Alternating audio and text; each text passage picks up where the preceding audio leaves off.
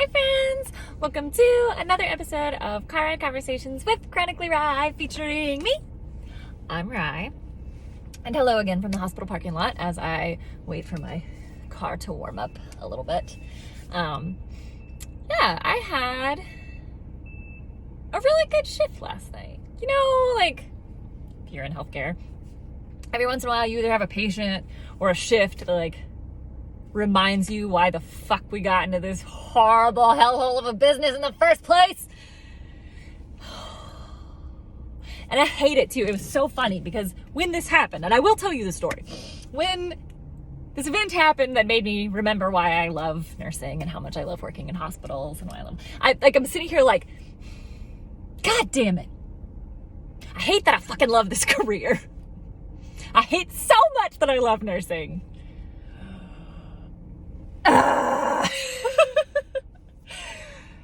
Okay. So what happened was, we had a random, very strange, not the norm, low census night on my floor. So when that happens, generally we ask the hospital, like, hey, do you guys need nurses? Like, we have warm bodies. Do you need them? Here you go. Of course, in my case, it's a little more complicated because, like, sticking a chick in a chair on a floor she's never been on with people who have never worked with chick in a chair, like, it's a big, like, wow. So this is the first time I'd ever been floated because they'd been trying to avoid this. So I got floated to a general med surg floor. For those of you who don't know my nursing background, as a registered nurse, I have never worked a general med surg floor. I never did, but that's because while I was in nursing school, working as a patient tech, CNA, all the above, I did work on a general med surg floor and an ICU, and I knew enough. I was good. Plus, after spending so much time working as a CNA and as an aide at the bedside, I knew that there was absolutely nothing that was going to kill my body faster than working on a general med surg floor. Bless you nurses who do it, because God bless America, y'all don't get enough credit for that type of nursing. Jesus.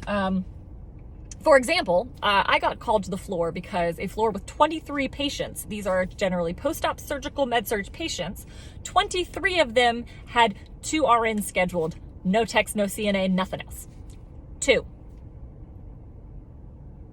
And that's a nursing shortage for you. So I got floated this floor. And I get there and I'm like, oh, it's like the first day of work all over again because I got to wheel up and everyone's like, who the fuck's this chick in the chair? She's got this badge. It says RN. Did she steal it out front? Like, what's going on? She's obviously not a nurse. She's sitting down. There's just no way. Luckily, my floor had warned the charge nurse, like, hey, our nurse is in a chair. Just a heads up. We don't know the layout of your floor. So if there's things she can't do, just, hey. Ended up being fine. They were...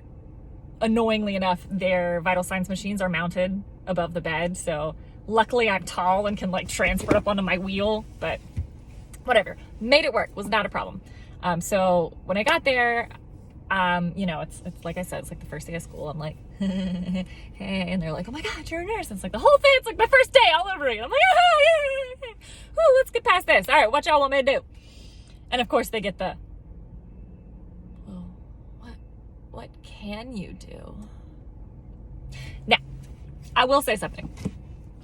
On a floor that I do not work on, in a specialty that I am not familiar with, I am going to be much more cautious about my body mechanics, the things that I do. If I get out of my chair at all, I was like, I'm not getting out of my chair on this floor. I don't feel comfortable enough. I don't know the layout well enough to know where my handholds are in order to keep me ambulatory. So I was seated the entire time. And so point was, they were asking me what I could and couldn't do. And so I was very honest. I was like, look, I do not feel comfortable ambulating patients who are fall risks on this floor. Again, I don't know these people. There were like no CNAs to help me. No, I'm not. But other than that, bring it on. So I started on, like, helping, getting vital signs and stuff, going around and remembering, like, how fun it is sometimes to have older patients and, like, tell stories, and it was a good old time. But I forgot what floor I was on. And I worked this floor as a student. I did my clinicals on it. So I was familiar-ish of the layout.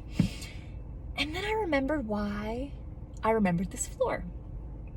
This floor happens to get a lot of post-op trauma patients. A lot of our gunshot wounds, motor vehicle accidents, major falls, things like that. Those of you who don't know, I do work at a level 1 trauma center. It's the only one in Southwestern Virginia area. So we get everybody and their mother that's a gold alert trauma, major trauma thing comes here. So those kind of patients. This meant that my floor, unbeknownst to me, had 4 brand new spinal cord injury patients. Now, I didn't know this because I don't work on the floor. I didn't get to get report really at first, so they were just like, all right, these people need vitals, go. I was like, all right, cool. So I was just rolling in the room like, hey, what's up? My name's Ryan, I'll get vital stats. And the first room I went in, this kid lifts himself up off his bed so fast with what movement he can, little post-op self, and he goes, I'm sorry, you're in a wheelchair. And I said, what? Because I'm an asshole. His mom's with him. And he's like, wait, you're a nurse? And I said, yeah, I am a nurse. But then I get, oh, what level of spinal cord injury are you? Got the explanation of spinal cord injury. But because of what I do for a living, I know a lot about spinal cord injuries, obviously. And so I was like, oh, what's your level? And he tells me, and I'm like, oh, my best friend's this level. And like, we're talking about life and how it was adapting for me in the chair. And I his mom starts asking me questions, and I start talking to her, and I notice her start to tear up when I start talking about working to get back at the bedside and getting to do this job and getting to be a registered nurse and getting to go and see all of these patients and, show them that I am not just some crippled chick. I am not just a broken body that's shoved on some wheels and stuck in a corner. I am an intelligent, damn good at my job registered nurse. The wheels just make me faster than everybody else. So I actually got to see all of the new spinal cord injuries, and I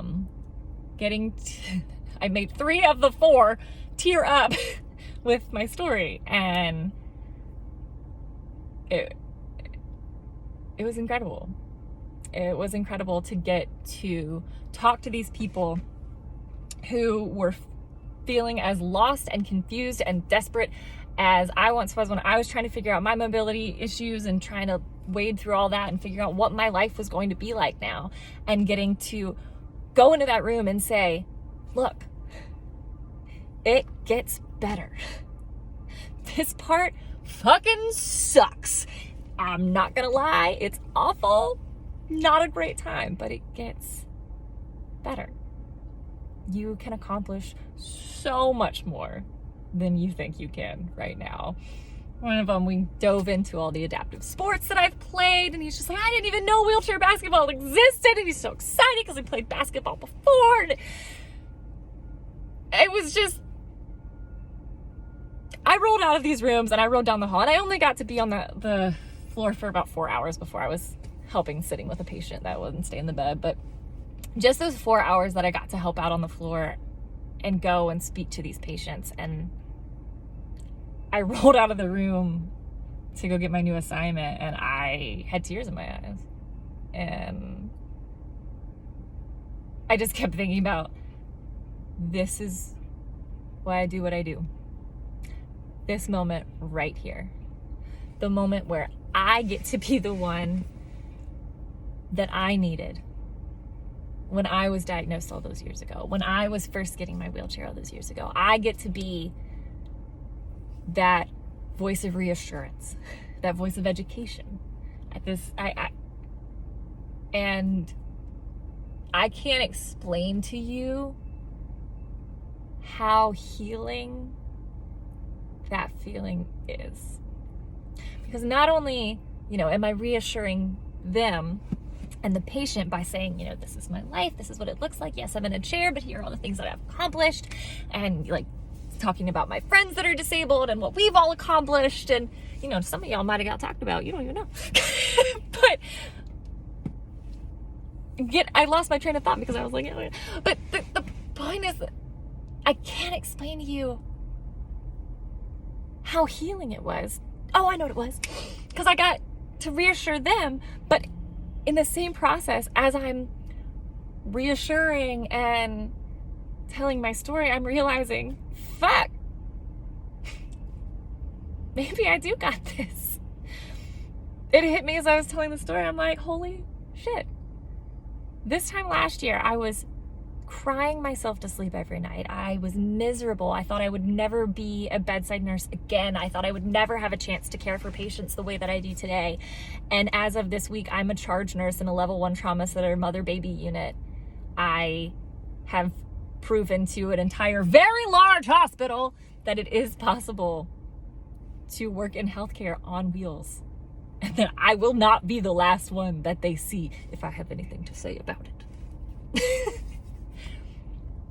Yeah, I just wanted to share a little bit about my story and about how my night went because, yeah, it was a nice reminder of why I work as hard as I do and why I sleep as little as I do and